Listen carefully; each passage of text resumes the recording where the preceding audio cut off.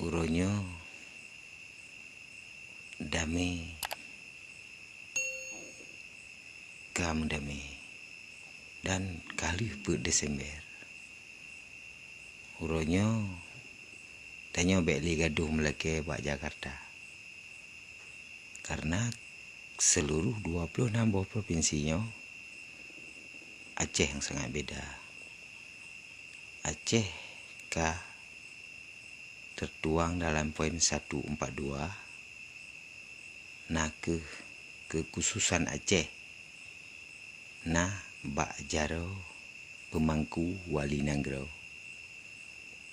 Wali Nanggro dit gemepetu bak Gubernur Aceh. Gubernur Aceh dit gemepetu bak DPRA Aceh. DPRA Aceh uronyo yang hana bertanggung jawab terhadap kekhususan Aceh. Karena releh rakyat karena pemerintah Aceh. Releh pemerintah Aceh karena pemangku Wali Nanggro yang hana bertanggung jawab. Releh pemangku Wali Nanggro hino di Aceh karena hana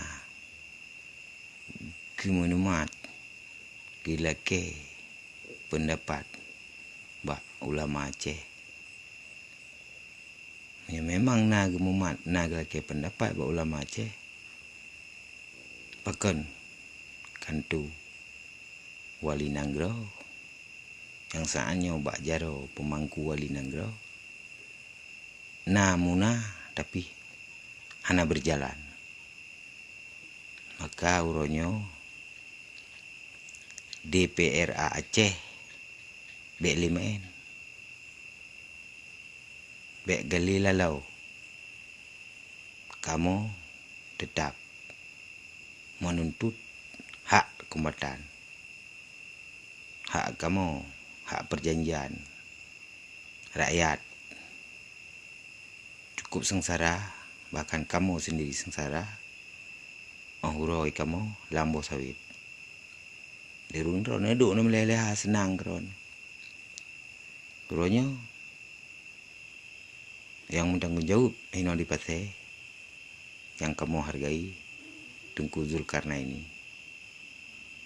Sabi-sabi koknya dituntut keadilan tapi disingkirkan. Uronyo hana pelaya mati karena mati yang bak jar Allah. Uronyo hana pelaya muzarat. Ya Allah hana pun zarat. Tetap hana muzarat. Maka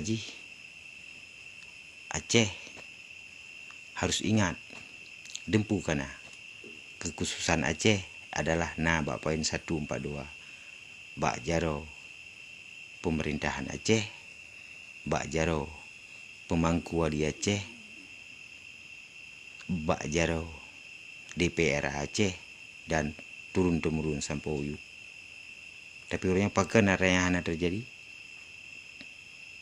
karena uronyo baik gaduh baju-baju PE Jakarta. Jakarta hana perle PE li. Netim hana tim bak jaro rendron uronyo. Hak dan kewenangan Aceh bak jaro murusan dengan Jakarta tu hanya cuma BU. Tolong ubah sedikit saja bendera bintang bulan. Pakai hang ubah uronyo daripada lagi berlanjut. Kita mah diku bintang Allah, kita mah dilikat bulin Muhammad. Puka salah ya. Nyan mentong nyontu rombak. Karena alasan li menanci di Aceh. Dewan DPRA harus bertanggung jawab dalam perdamaian. Salam mulia.